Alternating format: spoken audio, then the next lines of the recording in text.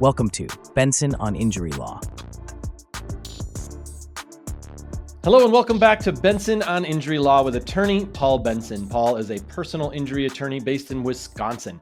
He spent the last decade helping people across the state get the compensation they deserve after serious injuries. Paul knows how overwhelming it feels to deal with insurance adjusters and medical bills, and of course, that lost time from work. My name is Kevin Rosenquist, and today we're talking about what really happens after a car crash in Wisconsin and how to protect yourself. Paul, welcome back. Hey, thanks for having me, Kevin. Excited to talk to you about this. Yeah, I mean, you've been doing this for a while. What's the first concern you usually hear from clients when they call you after a crash? Normally, they're stressed and confused about the situation, and they're getting different information from different people. They've got an uncle that went through an accident and says, handle it this way. They're hearing something from maybe their insurance agent to handle something a particular way. The police are telling them something. And oftentimes these days, the hospital billing department is telling them something different. So they're getting a whole bunch of conflicting information. And then at the same time, you get the other driver's insurance company calling you and starting to pressure you to settle the case right away. So it's a stressful, confusing time for people.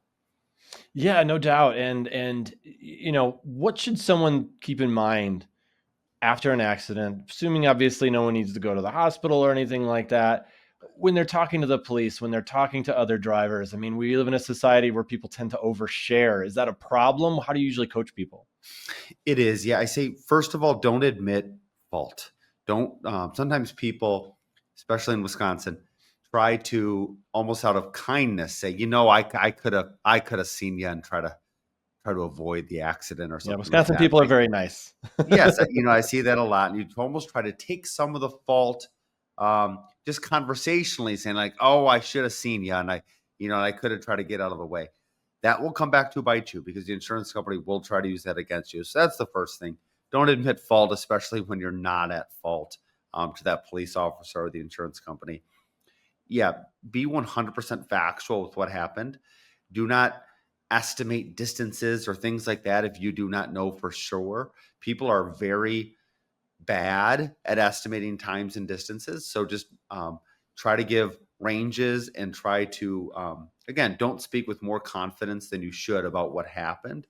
And then make sure you exchange information with the other side. If you can get the other driver's insurance information, you don't have to wait to get that accident report, which can delay things by 5 or 10 days. If the other driver is kind of a jerk or angry or whatever, do you still advise people to try to exchange information?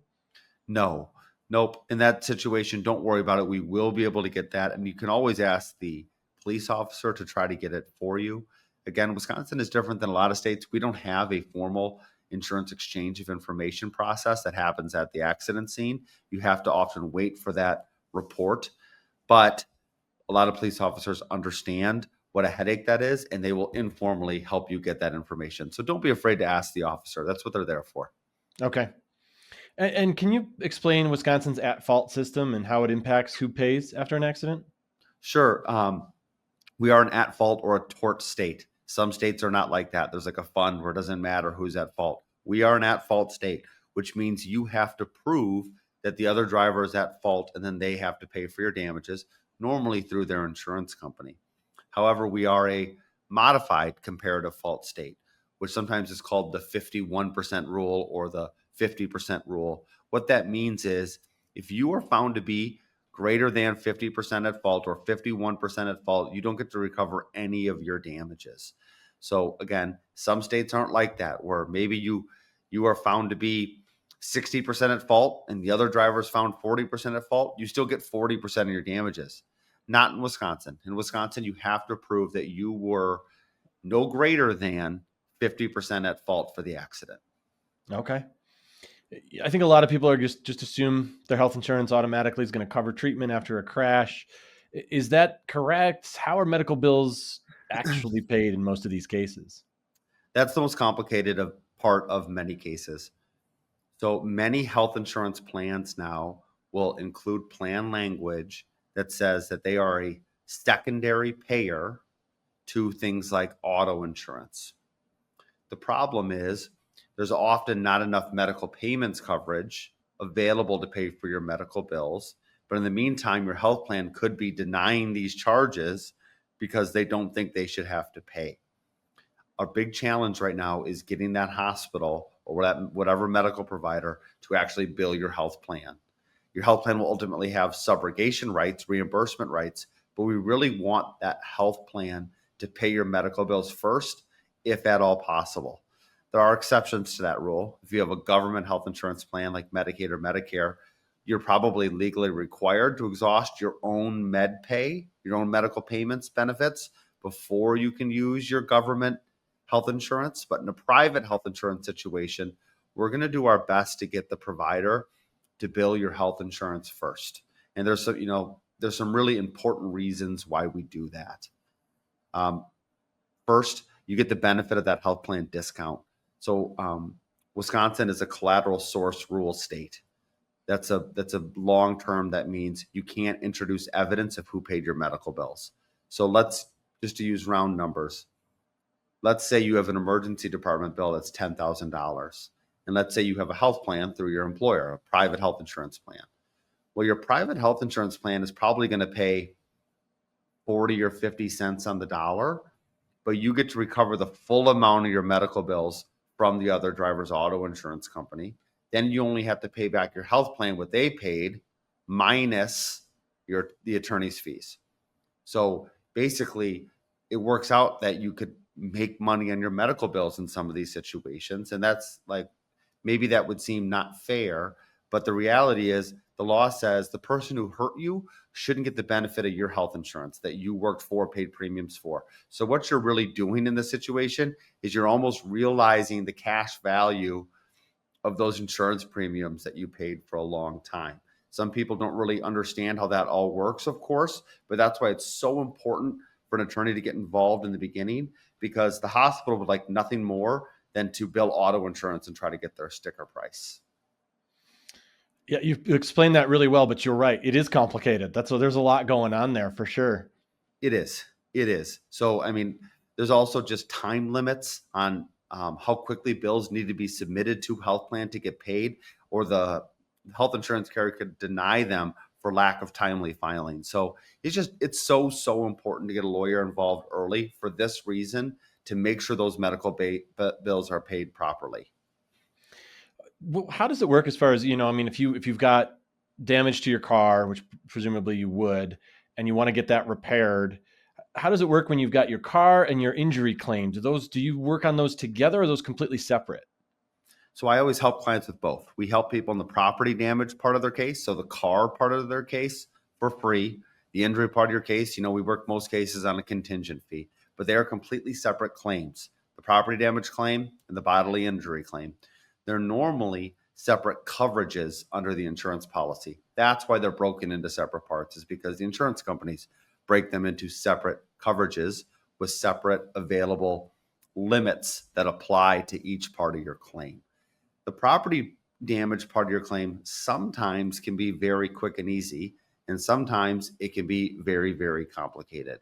The parts of that claim include, of course, fixing your car. That's the obvious one. But there's other damages available that the insurance company will never tell you about. For example, the lost use of your vehicle. So if it took you 10 days to get the other driver's insurance information before you could get your car fixed, you're actually entitled to what it would cost to rent a comparable vehicle for that 10 days. That's called the lost use of your vehicle. They will never volunteer that to you unless you ask for it. And they don't have to if it's the other driver's insurance company. You're also entitled to things like getting car seats replaced, or if you broke your cell phone, if you broke your eyeglasses. Those things are also part of that property damage claim that the insurance company is never going to volunteer to you. They will hope that you don't know about that, and that you will just try to get your car fixed and move on. Then the last one, the biggest one, is the diminished resale value. Everyone knows how much cars cost now. It is easy to spend $60,000, $70,000 on a family vehicle these days. And if you get that in an accident, right, that is your asset has now lost sometimes as much as $10,000 or $15,000 in resale value. Even though that money didn't come out of your pocket, you did in effect experience that loss, because if you wanted to sell that vehicle for whatever reason, you would take a loss. So I can help you get the cash value for that diminished resale value. That's the property damage part of the case. And even though there's a lot going on there, it's normally still a lot quicker than handling the injury part of your case, especially if it's a serious injury. Well, there's a lot there that I would have not assumed in the property damage part. So that's important stuff to note for sure. There is, and again, the insurance company's not going to tell you. They are not going to course. volunteer that information to you, and they don't have to. Their duties are to their shareholders. And you need to remember that when you're dealing with someone else's insurance company, their goal is to get out of that thing as cheaply and quickly as they can. It is not to help you. So they're not going to tell you about all of those separate things that you could be entitled to. That's a really good segue to my next question about insurance adjusters. I know they often will call right away. What are some of the tactics that you see them use in auto cases? Yeah, the early settlement calls are the biggest one, where they are going to put a lot of pressure and time pressure on you to try to settle your case. They know that if they can get you to sign on the dotted line in the first 7 days or so, that they're going to a lot of times pay a lot less than they should. A lot of times you just don't know how serious your injuries are right up front. So don't sign your case away just because the insurance adjuster keeps calling you. They will put false deadlines on you. They will tell you they're going to close your claim if you do not settle with them within a certain amount of time. Don't listen to that. That's completely meaningless. They can do whatever they want on their internal claim side. You still have your legal claim for 3 years in Wisconsin.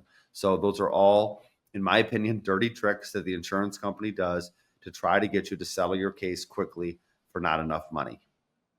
Should people just not even talk to them? I think that's a hard question.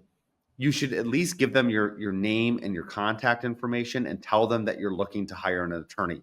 That hopefully should get the calls to stop. What you don't want to have happen is if they don't have your contact information and it takes you a while to hire an attorney, you don't want to give them any ammo in the future to say that you failed to mitigate or minimize your own damages. So my advice is always be cordial, give them your name and your contact information, and then tell them that before you discuss injuries or how the accident happened, you want to consult with your attorney first. Okay, good advice. Yep. Definitely. Does every case need to be pursued legally? I mean, should people always get a lawyer? I know you're biased, but I trust you. You're an honest man. Do people always need a lawyer or not in every case? No, not every case. Okay. So if let's say you have minor property damage and your injuries are minor to the point where you don't even go get checked out by a doctor, you probably don't need an attorney because you're not going to have medical bills and you're probably not going to have all of those other damages that we talked about on the property damage side. I always help people like that for free. If they want to call me and I can walk them through that early claims process, the mechanics of it. I never charge for that. I never charge for a quick phone call, like a consultation on explaining whether or not it makes sense to hire my firm. I never want someone to hire me where it doesn't make sense. I'm not going to stay in business doing that, but I do just offer that to people. Give me a call. I'll tell you if I think it makes sense for you to hire an attorney or if it makes sense for you to try to just settle this yourself.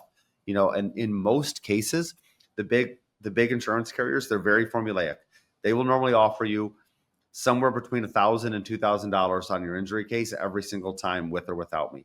So if I think your case is worth less than that, let's say your injuries are basically, hey, I was a little shaken up, I felt better within an hour, I'm going to say, you know what? Go ahead and see if they'll give you that $1,000 or $2,000 for your injury case and see if they fix your car. And you might not need to hire a lawyer and give, a lawyer normally a percentage of that injury case. Do you often have people come to you, after they've been in a crash, they're already frustrated, they've maybe tried to do it themselves, and where you were able to step in and help? All the time. People try to settle their cases all the time. And I hear this is the alleged best offer. They come to my office and we're able to get involved and often get a lot better result. I recently had a retired woman who came in, supposed best offer, I think with that same thing, that $2,000. They turned out she had a traumatic brain injury. They did not believe this woman had a traumatic brain injury because she didn't complain about all of the symptoms right at the emergency department. She said she was sore. She said she had headaches. They released her. It took her a couple weeks to figure out, this still isn't healing. I think I need to go checked out. For that reason, the insurance company denied that any of that, brain injury symptoms were related to the accident. It ended up taking us almost 3 years, but about 45 days before trial, they ended up paying $900,000. So it took a long time, but that was worth a lot more money to her to get us involved in the case, let us prove the case, let us take depositions of her doctors, work the case up. And in this case, a real life-changing amount of money for her. Yeah, I would say so for most of us. Yeah. It's interesting to me because, I feel like we know more about mental health and brain injuries and things like that. I'm surprised they still use those tactics. They do, I think, because a lot of times brain injuries still rely upon subjective complaints. They don't show up on a scan. Unless you have a hemorrhage or a bleed on the brain, a lot of times there's not as much evidence of your brain injury because the changes in the brain that would show up on a scan would only be obvious if you had a scan right before the accident. So unless you have a hemorrhage, sometimes there's minimal changes. There are some new technologies that are purporting to show brain injuries when there is not a hemorrhage, but those are in the early stages. So right now, I think that's why they do it, because they know they're harder to prove.